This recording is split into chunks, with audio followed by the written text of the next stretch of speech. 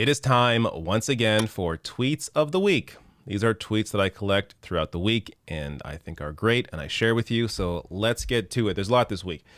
First up, this is not a tweet of the week, but the reply to it is. So I have to start with this tweet from Governor Kristi Noem saying Biden's quote-unquote infrastructure bill spends more on electric cars than on roads or bridges. It gives $80 billion to Amtrak to build rail lines to every state except Alaska, Hawaii, or South Dakota, and it repeals right-to-work protections that are proven to grow the economy. Well, David Cross, one of my favorite comedians, replied to this tweet saying, very disappointed that there's no direct train plan to Hawaii. Also dismayed there's no flight to the center of the earth. Also miffed I can't paraglide from Penn Station to the ISS. Angered that time travel is not part of the bill either. Just a shit bill, to be honest. David Cross, one of my favorite people. There you go. Next one. This just made me laugh. This is nothing, but I have to share this. Tony here tweeted out, fuck a 2 weeks notice. Y'all should have noticed 2 weeks ago that I was about to quit. I feel like that's going to stay with me for a long time. Just a great tweet. Ken Klippenstein here, pulling a fast one. When we're talking about talent on Twitter, Kenny Clips has it. So he noticed he was quote tweeted by Ted Cruz and changed his name to Ted Cruz liked a porn tweet. And a lot of people, if you look at replies to that Ted Cruz tweet, a lot of people got the screenshot. Of course, here, Ken tweeting out his success. Great job. This is more about the video, but let me just share this. David Packman here saying, I was offered a lucrative job to become a conservative. So I watched this. He discusses a interaction he had, I guess, several years ago now. Somebody working in radio that basically said, hey, if you want to become a conservative, here's a ton of money for you. You can come host a radio show. And of course, he turned it down. Understand, this likely happens all the time. And this is why you have to keep an eye out, because there are a lot of people who are not going to turn this down and who will become conservative. And you may notice their content slowly or quickly becoming very conservative, where they focus all of their energy on attacking the left, yet claim to be people of the left. So this happens. There's several instances of this happening. I'm not going to name names because some of them are lesser known people, so there's no point to platform them. But it definitely happens, and just be aware of it. There is so much money on the right, and there is no money on the left. A lot of these right-wing accounts too, they don't have to rely on YouTube ads or patrons because they have big donors backing them. So that's why someone like Ben Shapiro or Steven Crowder can have these massive studios and this crew, bunch of people behind the camera working on their show. On the left, you never see that. TYT is the closest, but they also have been around the longest, 20 plus years. They've slowly built up their audience. They have a support base of individual subscribers that donate to their show. So they're able to maintain that. But right-wingers popping up out of nowhere and having a full crew, that takes a lot of money. Most people don't have that. Right-wingers have that because they have the backing of massive billionaire investors. So just keep in mind in terms of who to trust, who not to trust, or maybe, I don't know, maybe you like pro billionaire, pro corporate content, and it's fine if the people you're watching have sold out. Okay, cool. But if you do care about where the influence comes from and what these people in media what actually influences them and why they talk about what they talk about, understand that there is a ton of money pushing these people or supporting these people on the right.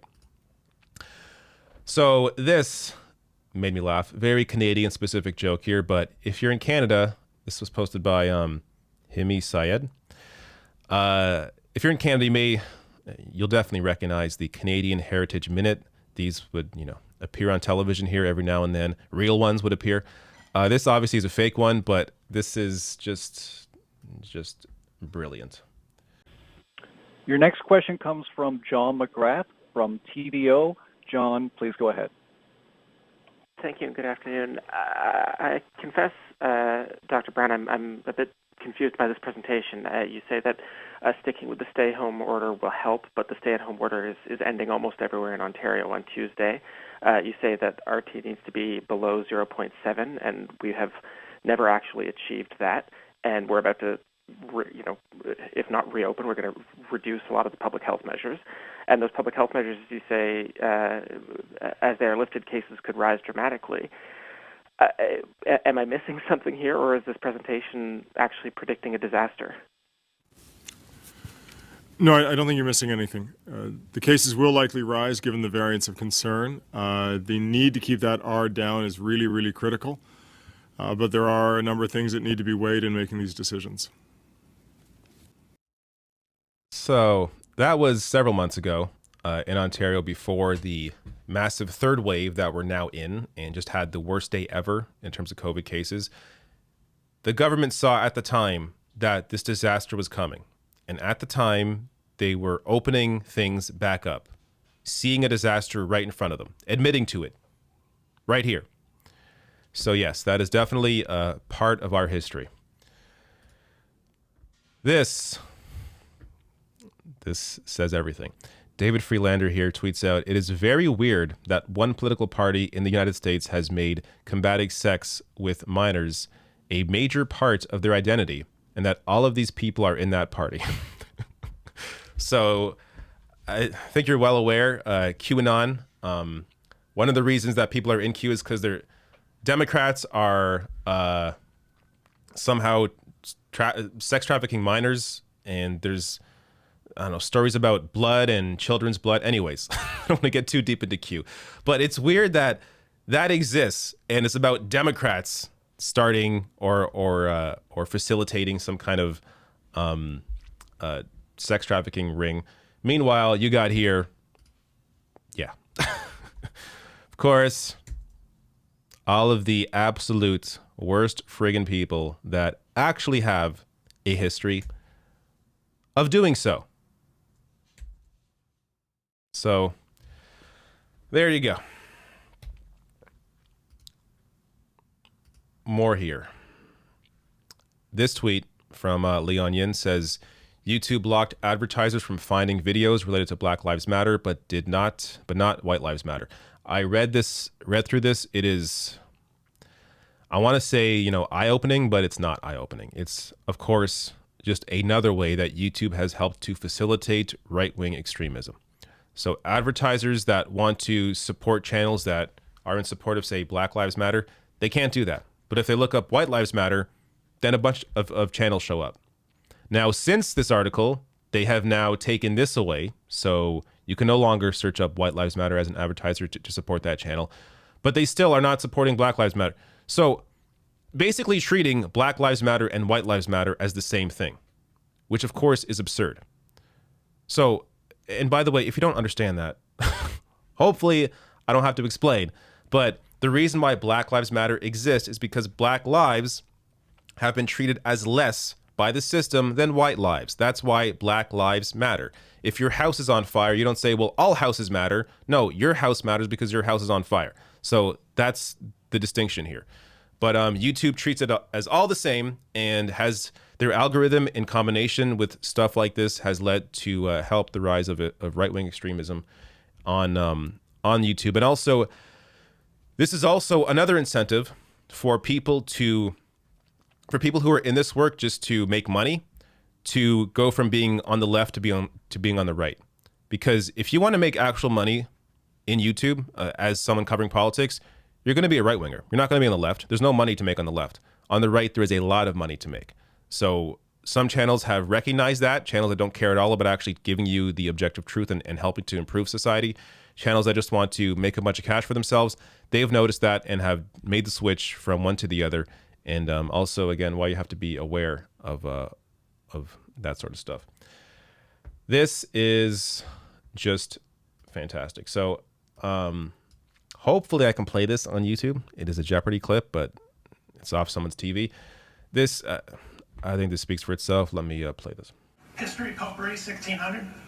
In 2015, Congress authorized payments of $4.44 million to each of these people, $10,000 for each day of their captivity. Joe, Who were slaves? no. Scott? Were Guantanamo Bay prisoners? No. Were Japanese internment camp survivors? No. The correct response is the Iran hostages. This is art. Absolutely. First of all, that lady really thought that slaves got reparations already. But okay. But man, I mean, the amount of destruction that America has caused and the help that none of these people have received, even though they deserve that help, on full display right there. Last tweet of the week. Now, honestly, this is very long, so I may not read through all of it. It's a lot. I'm not going to read through all of it, but I do want to send you here to Openly. Check out their page, and I'm sure you can find this tweet with a simple search. Basically pointing out here that, here, I'll just read the first tweet. The gendered binaries of male and female aren't as universal as you think. From Samoa to Albania, here are 8 cultures throughout history showing that the concept of non-binary gender is far from new.